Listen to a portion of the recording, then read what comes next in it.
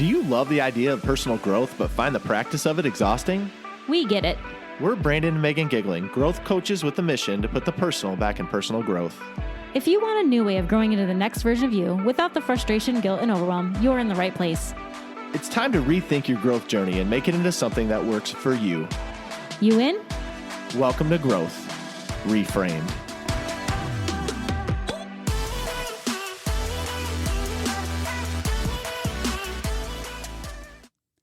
Hey friends, welcome to Growth Reframed. Today's episode is all about marriage. And today we want to talk a little bit about how to make 2024 your best year of marriage ever. That sounds amazing. I want to have the best marriage ever. Hey, I think we have a pretty great marriage. Yeah, I think so too, but we can always improve. I think in the context of a lot of our latest episodes, talking about the new year, talking about just being real intentional about what you're going to do, what you're going to accomplish, I think relationships can get forgotten a lot. I mean, I know for us, it's just a lot of times can fall to the wayside, and it's something that's so important, and we constantly have to remind our kids of it too, because they're like, well, why do you have to go do this? Or why are you doing that? And it's like, because mommy and daddy are married, and it's important that we invest time, energy, and resource into making this work, because it's one of the most important facets of our life. But then why then do we let it go so quickly? Why then are we not super intentional about it? Why then is it the first thing that's forgotten? Yeah, it's interesting when you start thinking about marriage, because it's always a choice. Like, you date somebody, that's a choice. You choose to propose to them, then you choose to actually marry them. And then all of a sudden it's like, well, we're married, cool. And then we kind of just see it as like a done deal rather than a daily choice that we have to keep working on, that we have to keep making, that we have to keep progressing. And I just don't know why, like, when you date and when you are engaged and all that, those periods of time, that's like an active thing. And then you get married and you're like, okay, cool. I guess this is it. Because that is definitely not how it should be. And I know for us, if we're not very careful, like you said, then it can easily be the first thing to fall off when things get hard and things get busy around here. So, I mean, really the focus of everything, the real like basis, I guess, for the best year of marriage, I believe, is communication. I think that as you're rolling into 2024 and you really want to make this year the year that you concentrate on your marriage, it has to be the time that you get serious about communication. We're so easily thrown off in this world where we have all these distractions. The kids need this and work needs that, and there's social media to compete with, and TV and shows and Netflix and Disney Plus and all these things that are really fun to do, but where is the time for your marriage and all that? And where is the time to have real conversations in that? And if you're not getting serious now, maybe it's the time to think about it, because those conversations, those real deep, where are we going? What do we want our life to look like? What do we want our marriage to look like? Conversations are not going to happen by accident, usually. They have to be allowed to happen by having the time and space for them. Mm-hmm. Well, I would argue too, they'll happen one way or another. So they can be a fun, meaningful growth conversation between you as a couple, or they can be one of those spirited conversations, like I like to say, a spirited argument conversation when things hit the fan, because that's what will happen if you ignore it for too long, and we lived it. And so I can speak from experience in saying the communication's a big piece, but to be real, I know why it happens. I know why it happens in our life.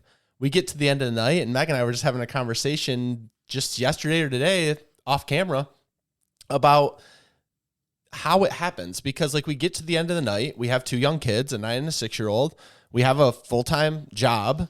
We are doing all of our side hustles and everything else. And so you get to the end of the night and Meg's like, man, I just want to sit here and read a dang book, like a chick-lit book. And I'm like, yeah. And I just want to watch Reacher on Netflix. Like, I don't, it's like, and there's nothing wrong with that in a sense, but when you're completely diluting any real conversation in your marriage, it opens a window or a door to a lot of negativity that you don't need. And I don't even know that people realize they're letting in, because you're not being intentional about having real conversations. And we joke a lot. It's not about having real conversations all the time. Meg and I have a lot of fun together. Whether it comes through on this podcast or not, we have a lot of fun together. We do a lot of like really goofy things together. We aren't always super serious. A lot of times we're not. But when it needs to happen, when we need to be intentional, And just to be real, turning the page on this year, we've had more meaningful conversations in the last 2 weeks than we probably had in the last 6 months. That's okay. It can come in seasons. But if it never happens and you're sitting here thinking as we're talking, when is the last time I had a real meaningful conversation with my partner, and you can't come up with something, that's a problem. Absolutely. And speaking of having fun with your partner, I think that the next thing to talk about here is just really the idea that you should have something to try together. If you want 2024 to be an amazing year for your marriage, then you need to introduce some spice, some variety, some sort of new challenge, some sort of new hobby, something to get you guys excited, but do it together. Something to get you guys out of the norm, out of the usual constricts of your schedule of your life, and just find something that's fun and enjoyable that doesn't have to be like a big impressive thing. It can be something small. It can be something impressive, but it doesn't have to be this big, well thought out thing. Just like try something, shake it up a little bit, and really enjoy and embrace the newness of something. Yeah, we overthink it a lot. We say like it has to be some big, meaningful thing. And like you said, it can be big and meaningful, but it doesn't necessarily have to be. And we can't even speak it into your life. Like, I don't know what you and your partner are into.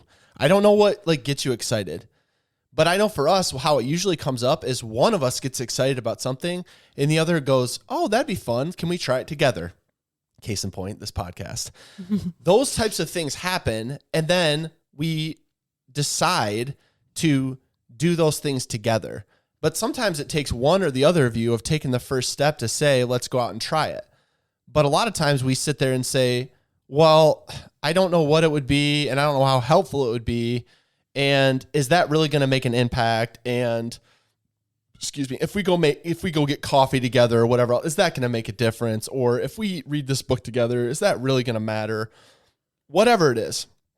But I actually heard on another podcast recently, they were talking about a marriage counselor and how marriages work when you go into marriage counseling and you're having a lot of trouble. And in this case, this couple was about to get a divorce. The marriage counselor didn't say, okay, let's get this divorce on, let's get it over with. Let's move this along. No, they were in counseling for a reason. And what they did is they invited them to say, when was the happiest time in your marriage? What did it look like? What did it feel like? What was the favorite trip that you guys took together? Tell me about that. And digging deeper and deeper and deeper to the foundations of why you're together in the first place. And look, y'all, I get it. Meg and I have been together for 20 years. Sometimes it just seems like it was yesterday. It's cliche to say, but it does. But in those 20 years, you can get complacent. And with complacency can breed division. Or if you're woken up enough to it, you can see that there are a lot of opportunities to grow no matter how long you've been together. And it can be little things that invite that into your life. Absolutely. I also think that empathy is going to be a big thing for us this year. And I think that so often we want to pursue our own agendas, pursue our own perspectives, think only about how things affect me and not really understand it from our partner's perspective. And so one thing that I hope will be big for us this year is just practicing more empathy, understanding how you feel and you understanding how I feel about all the big decisions and really working through those together instead of just always focusing on, how this will affect me and how this is going to feel for me. And when you open yourself up to really putting yourself in the other person's shoes, I think you're going to find that there's just a lot of opportunity for conversation, for growth, for just really growing that relationship even deeper because you're finally starting to unlock this whole other side that you don't usually think about because you're usually just focused. I mean, it's just our nature, right? We're just focused on us and how this is going to work for me, not necessarily, well, if this happens, then this is how my partner might feel. Or we can just assume it sometimes too, which is another problem. And instead of actually putting ourselves in their shoes for real, we make up a whole other perspective that's not even true. And so I hope for us this year, we concentrate on putting each other first sometimes and understanding where the other is coming from before we just make snap judgments. Yeah, I love that you said that. It's funny because you said it's just in our nature. And that's exactly what I was thinking as you were speaking. I'm like, a lot of us are really selfish. We just have a selfish nature. It's just like what I can do for myself and how I can get for myself. And, sometimes that's okay. But in a relationship, there's give and take. And you got to see things, like you said, Meg, from your partner's perspective. When I'm talking to other people, a lot of times I'll say, like, I went to the school of Megan. Like, I learned what you need, not what I wanted to give you, what you needed. And see, before, when we were early on in our relationships, we were relationship infants, and we were trying to figure out how to do this thing. And we were just a couple young 20-year-olds that had no idea how to be married, all those things. I put in my head what I thought needed to happen for you to be happy. What I thought. You see where the issue is there? And then I didn't really look at things like when I was doing those things and you weren't reciprocating or you weren't feeling it or we weren't vibing. I didn't think about, well, maybe I'm wrong. I just kept trying to put on more things of what I wanted or I thought you wanted. Mm-hmm. And I didn't see things from your perspective. And so whether it was positive or negative, I didn't step back like you said, Meg, and say, how does Megan see this? And how is she affected? A perfect example of needing more empathy is in our life when I was talking about earlier. In the end of the nights, like Meg wants to read, but I want to talk to her because like I've had no undivided attention with her for hours because we have our kids. Go back to selfish nature. So it's like, but I do need that. I do think it's important to have that. But I also need to look at it into the perspective of, Meg's been working all day. Meg's been taking care of these kids. Meg's been doing laundry. Meg's been doing all these things. So all Meg wants to do is unplug. And so me, Brandon, yeah, I do want a little bit of her attention. It's not that I can never get it, but sometimes I can give grace and, like you said, empathy to say, hey, I can look at this from her lens and say, yeah, this is important. And the more I do that, the more you do that. Like we do that for each other. It's important that you practice it as a whole. Could we do better? Of course. We can always do better. Which is funny as I'm talking about this because it actually leads us to our last point here, which is to prioritize quality time. So, like I said, you can't always practice empathy and be like, well, Meg can just do whatever she wants. And I don't, I'm not going to get anything from this relationship. Obviously, that's not what we mean. But there are times as well that you can be real intentional as far as how you're spending time together. Mm-hmm. How Meg and I like to do this is real simple. And it might not be the best for like the communication piece, but just for something to do together piece, we usually watch shows together. Like we'll pick a show together to watch and then we'll watch it together. Real easy. Because it gets us talking about something that's not really that important to life, but it allows us to have a conversation that's not just about the kids or, our job or whatever. It opens it up to other things. That's a real easy way. And maybe you could speak to a few other ways that we just find that quality time together. Yeah. One of my favorite ways, and man, we haven't done this in a long time and shame on us, I guess, is doing like the at-home game nights. We used to do this all the time, but we used to just have so much fun putting the kids to bed and then playing whatever board games. It doesn't even matter really, sequence or anything really, Racco, I don't care. And just enjoying that time together because is there really a way to talk when you're watching TV? I mean, yeah, you can do a little bit of here and there and we love to do that. Obviously, most of our late nights are spent watching like a 1-hour show and that's fine. But when you find yourself doing a game night or something a little more active, it's just really fun because there's way more room for communication. And we're so blessed because we have a little bit more built-in conversation access than I think most married couples do just because of the nature of us actually working together. And I think that, most people can't replicate that. And so they do maybe have to put a little more of the communication with the quality time. And we sometimes have the luxury of being able to separate those out because we have plenty of conversation time that doesn't have to also be our quality time together. But I just really like that, the games and the finding other things to do together.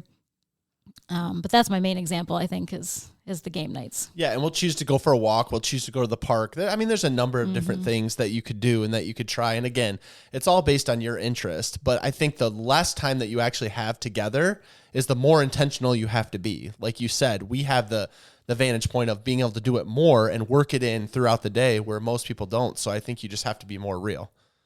The fact is, anything that you want to improve, anything that's worth having requires work.